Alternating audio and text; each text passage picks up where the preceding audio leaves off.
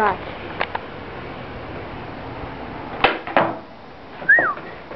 Aí, sou o Pablo Andrade Gregório, um atleta mirim do skate. Vou tentar mostrar pra vocês uma manobra chamada Heel Flip. Vamos lá. Um mês que ele anda, hein, galerinha? Vai lá, manda ver. Manda. Primeira tentativa.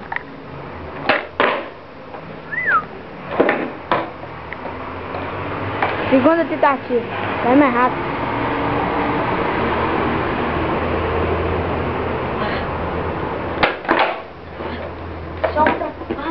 Terceira tentativa.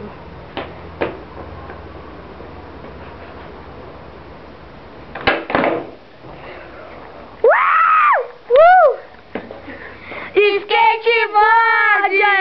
Uma palavra do nosso atleta mirim do skate. É isso aí, o Heel Flip não é tão fácil de realizar assim, mas eu tento passar uma experiência para os mais novos que estão começando agora. Vamos lá? É nóis!